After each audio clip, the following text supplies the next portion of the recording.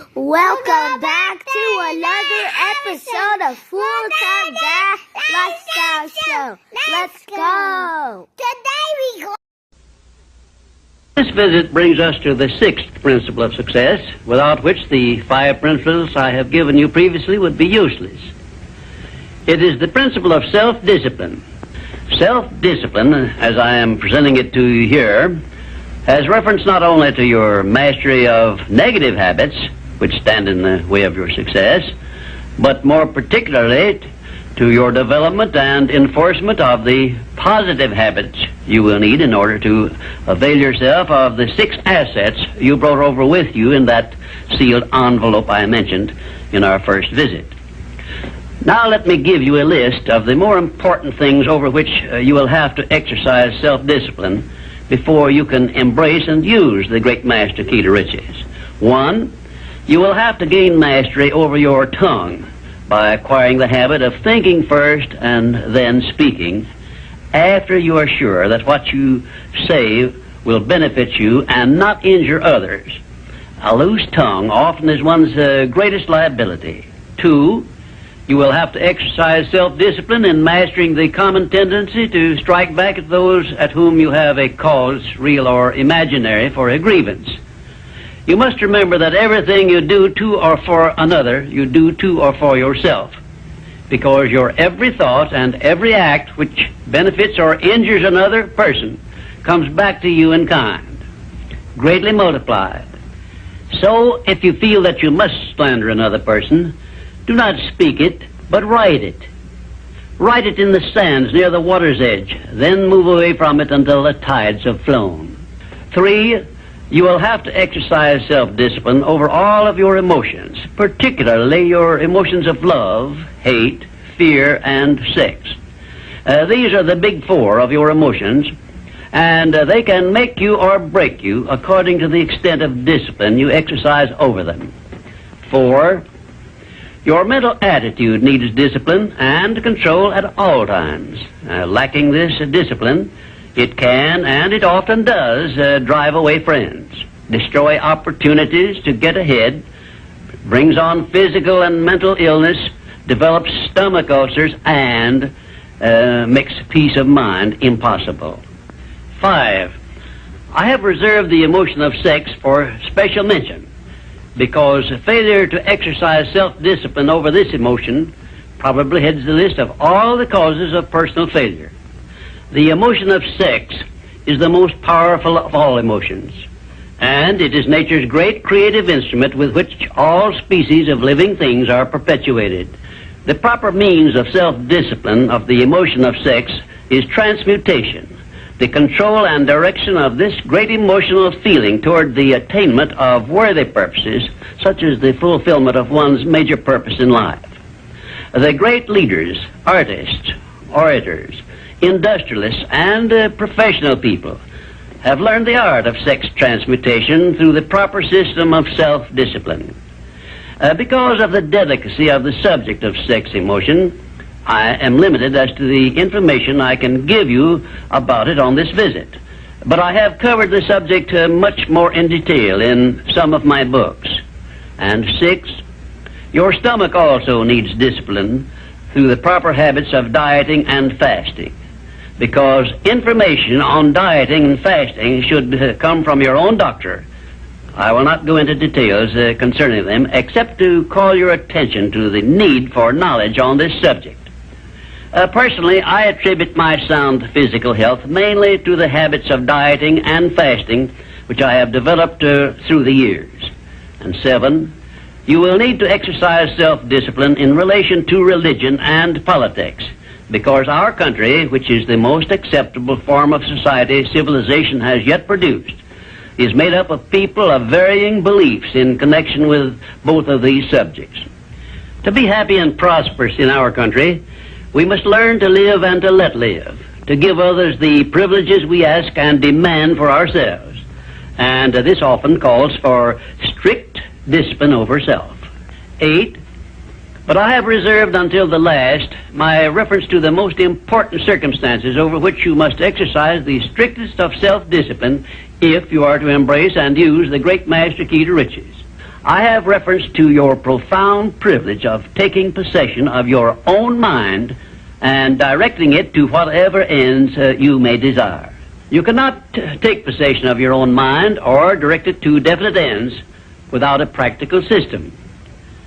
I have devoted the better portion of my past life to the revelation and presentation of such a system. And I know that this system works because it has been successfully used by many millions of people throughout the world. The system is not only practical and workable, but it is so simple that anyone who is ready for it may master it and use it successfully. Its use does not call for a genius nor a great amount of formal education. It calls only for a will to take possession of one's own mind and a definite purpose to which the mind is to be directed. Self-Discipline by Thomas A. Edison made him the world's greatest inventor, who revealed to mankind during the first half of the 20th century more of nature's secrets than had been uncovered during the entire previous history of civilization. Self-discipline carried Wilbur and Orville Wright through a multitude of failures and enabled them finally to give the world its first practical airplane, an achievement which has made the world smaller and changed the entire trend of civilization. Self-discipline helped Helen Keller to triumph over deafness, blindness, and dumbness, a combination of afflictions such as most people never experience. Self-discipline helped me to carry on through years of heart-aching discouragement and defeat and give the world the first practical philosophy of success based on the know-how gained by hundreds of men and women who spent a lifetime by the trial and error method in discovery of the principles which lead to personal success. Self-discipline is among the top-ranking features of all the great religions, including, of course, the Christian faith. And there are some people who believe that our major purpose on earth is that of developing wisdom through struggle and self-discipline. One thing is certain: no one ever becomes very wise without the aid of self-discipline, and no one ever finds peace of mind and happiness without the strict exercise of self-discipline. Self-discipline is the only means of transmuting sorrow into faith. It is the only means by which we may transmute hatred of others into the milder emotion of sympathy for them. It is the only means by which we may reveal and profit by the seed of an equivalent benefit which comes with every adversity and every defeat. It is the only means by which we may shut out of our minds the deadly effects of past experiences of suffering and unpleasantness. And it is the means by which we may discover that other self we carry around with us, that self which has great capacity for belief and does not become influenced by failure and defeat. Self-discipline can give us freedom from the fear of death, the most difficult to master of all of our fears. It can free us from the disease of hypochondria, the fear of imaginary illness with which so many people suffer and sometimes die. Self-discipline is the means by which we may think our own thoughts, live our own lives as we wish to live them, and remain forever free from the evils of fears and limitations which we have inherited from the dark ages before the dawn of civilization.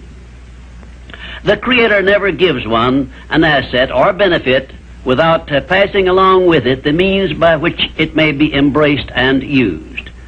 Self-discipline, therefore, is the means by which the Creator provided us with a method of embracing and using the only thing over which we have unchallengeable control, the power of our own thoughts. And now, until our next visit, may I remind you that the habit of taking the line of least resistance makes all rivers and some men crooked. This visit brings us to the sixth principle of success, without which the 5 principles I have given you previously would be useless. It is the principle of self-discipline.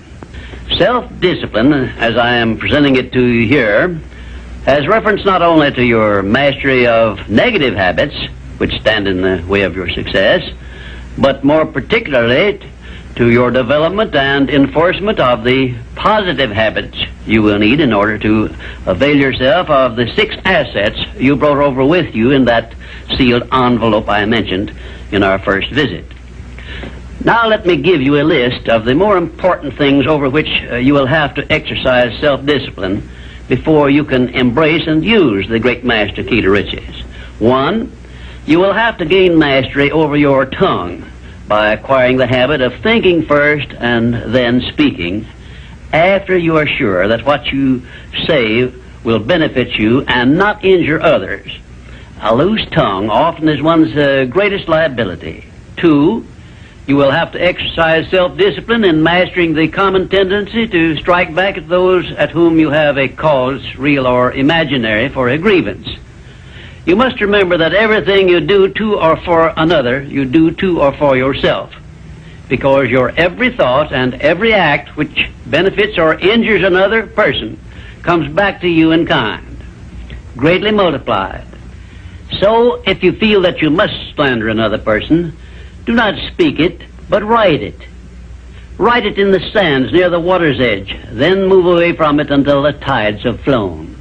3, you will have to exercise self-discipline over all of your emotions, particularly your emotions of love, hate, fear, and sex. These are the big 4 of your emotions, and they can make you or break you according to the extent of discipline you exercise over them.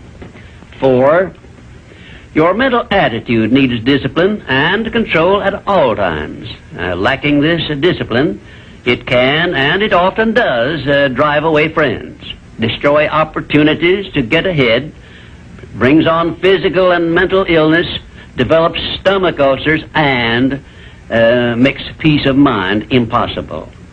5, I have reserved the emotion of sex for special mention, because failure to exercise self-discipline over this emotion probably heads the list of all the causes of personal failure. The emotion of sex is the most powerful of all emotions, and it is nature's great creative instrument with which all species of living things are perpetuated. The proper means of self-discipline of the emotion of sex is transmutation, the control and direction of this great emotional feeling toward the attainment of worthy purposes, such as the fulfillment of one's major purpose in life. The great leaders, artists, orators, industrialists, and professional people have learned the art of sex transmutation through the proper system of self-discipline. Because of the delicacy of the subject of sex emotion, I am limited as to the information I can give you about it on this visit. But I have covered the subject much more in detail in some of my books. And 6, your stomach also needs discipline through the proper habits of dieting and fasting, because information on dieting and fasting should come from your own doctor. I will not go into details concerning them, except to call your attention to the need for knowledge on this subject. Personally, I attribute my sound physical health mainly to the habits of dieting and fasting which I have developed through the years. And 7, you will need to exercise self-discipline in relation to religion and politics, because our country, which is the most acceptable form of society civilization has